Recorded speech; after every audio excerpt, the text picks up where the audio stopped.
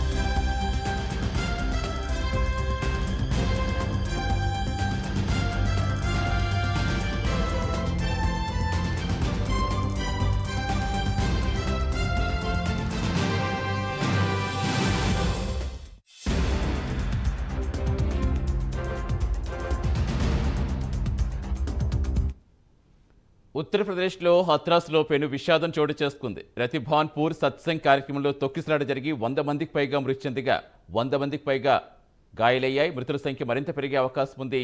క్షతగాత్రులు ఇటా ఆసుపత్రికి తరలించారు. ఘటనపై యూపీ ప్రభుత్వం విచారణకు ఆదేశించింది.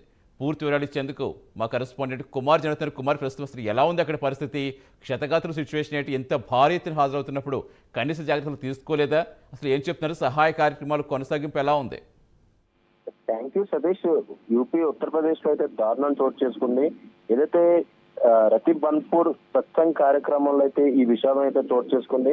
ముఖ్యంగా ఏదైతే హత్రాస్ అనే ఒక కార్యక్రమంలో ఈ తొక్కిసలాట అయితే చోటు చేసుకుంది. సుమారు 70 మంది పైగా ఇప్పటికే మృతి చెందినట్లయితే అక్కడైతే గుర్తించడం జరిగింది. అలాగే 100 మంది పైగా గాయాలైనట్లయితే తెలుస్తుంది. ముఖ్యంగా ఈ గాయాలైన ఏటా ఆసుపత్రికి అయితే తరలించారు.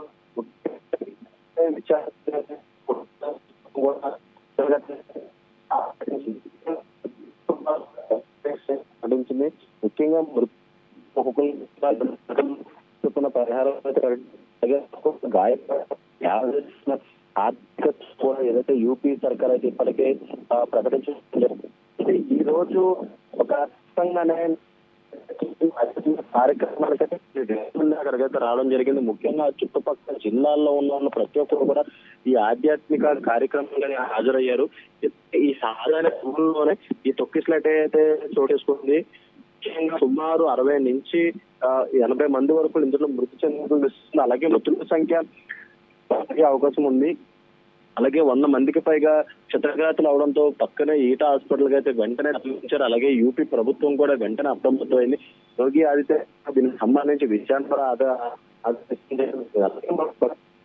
వాళ్ళు కూడా 2 లక్షల చొప్పున ఎక్స్ప్రెస్ అయితే ప్రకటించారు. అలాగే క్షతగాతులకు 50,000 చొప్పున అయితే పరిహారం అయితే ప్రకటించడం జరిగింది. ముఖ్యంగా ఏదైతే ఈ సంఘటన గురించి ప్రధాని మోడీ కూడా దిగ్భ్రాంతి వ్యక్తం చేశారు. ముఖ్యంగా ఇలాంటి సమయంలో కొన్ని వేల మంది ఏదైతే ఇలాంటి కార్యక్రమాలకు హాజరైనప్పుడు తగిన చర్యలు తీసుకోవాలంటూ కూడా ఇప్పటికే వీళ్ళైతే భావిస్తున్నారు. అలాగే మరొక ఈ సంఘటన జరగడంతో కూడా ఉత్తరప్రదేశ్ లో కూడా పూర్తిగా ఏదైతే దారుణం చోటు చేసుకుందనే చెప్పారు. ముఖ్యంగా ఎంత సుమారు 80 నుంచి 100 మంది చనిపోవడం అంటే ఇది మామూలు విషయం కాదు. ఎందుకంటే అంత పెద్ద కార్యక్రమానికి సంబంధించి కార్యక్రమం కావడంతో ఆ చుట్టుపక్కల జిల్లాల నుంచి కూడా భారీ ఎత్తున భక్తులైతే తరలి రావడంతో సంఘటన అయితే చోటు చేసుకుంది. ఒక్కసారిగా తొక్కిసలాట జరగడంతో కూడా అక్కడ పూర్తిగా ఏదైతే అర్థమవని పరిస్థితి ఏర్పడింది. ముఖ్యంగా అక్కడ ఉన్న సెక్యూరిటీ సిబ్బంది కావాలి ముఖ్యంగా సంఘటన వచ్చేసుకుంది. ఇప్పుడు ప్రస్తుతం ఏదైతే అక్కడ సహాయక చర్యలు కూడా చేపడుతున్నారు. అలాగే మరొక పక్క ముఖ్యమంత్రి కూడా అక్కడ సంబంధిత అధికారులను కూడా ఆదేశించారు. అక్కడ కంపల్సరీ ఎమర్జెన్సీ చూడాలంటూ, అలాగే తర్వాత ఇమ్మీడియట్ అక్కడ నుంచి ఏటా ఆసుపత్రికి అయితే తరలించాలంటే ఇప్పుడు కూడా ఇప్పటికే ప్రకటించడం అయితే జరిగింది. సతీష్. మరి అంటే సత్సంగ్ కార్యక్రమం అంటే తెలుగు రాష్ట్రాల నుంచి కూడా చాలా ఎక్కువగా జరుగుతూ ఉంటాయి. అంటే అక్కడ ఇప్పుడు ప్రస్తుతం ఏమైనా ఇన్ఫర్మేషన్ ఇవ్వగలుగుతున్నారా? వాళ్ళంతా ఉత్తరప్రదేశ్లో జరుగుతున్న కార్యక్రమం కాబట్టి, అంటే దేశవ్యాప్తంగా వచ్చిన భక్తులు ఎవరైనా ఉన్నారా? ఒక ఆధ్యాత్మిక కార్యక్రమం కాబట్టి ఇలా అనంతలోకాలకు వెళ్ళిపోవడం నిజంగా ఇంత పెను విషాదం ఇప్పుడు వాళ్ళ కుటుంబాల్లో చాలా బాధాకరం. అసలు చనిపోయిన వారి గురించి కానీ ఎవరైతే క్షతగాత్రులు వారి గురించి కానీ ఇన్ఫర్మేషన్ ఇస్తున్నారా? ఇంకా టైం పట్టే అవకాశం ఉందా? ఎస్ సతీష్, ముఖ్యంగా ఈ సత్సంగ కార్యక్రమం అంటే ముఖ్యంగా వృద్ధులు అలాగే కొద్దిగా వయసు పైబడిన వ్యక్తులు ఎక్కువ ఇలాంటి కార్యక్రమాలకు అయితే హాజరవుతారు. అలాగే ఇది ఉత్తరప్రదేశ్ లోనే కాదు, మన తెలంగాణలోనే ఈ సత్సంగ కార్యక్రమాలు జరుగుతాయి. అలాగే దేశవ్యాప్తంగా కూడా ఈ సత్సంగ కార్యక్రమం అయితే జరుగుతాయి. ముఖ్యంగా శివుడికి సంబంధించిన ఆధ్యాత్మిక కావడంతో ముఖ్యంగా దేశవ్యాప్తంగా కూడా జనాలు ఉంటారు. ఈ పలు రాష్ట్రాల నుంచి కొంతమంది ఉన్నా సరే, ముఖ్యంగా ఎక్కువ మంది ఉత్తరప్రదేశ్ నుంచి అక్కడైతే చేరుకున్నారు. ముఖ్యంగా ఈ ఆధ్యాత్మిక కార్యక్రమానికి ఎక్కువ మంది జనాలు రావడం కూడా జరిగింది.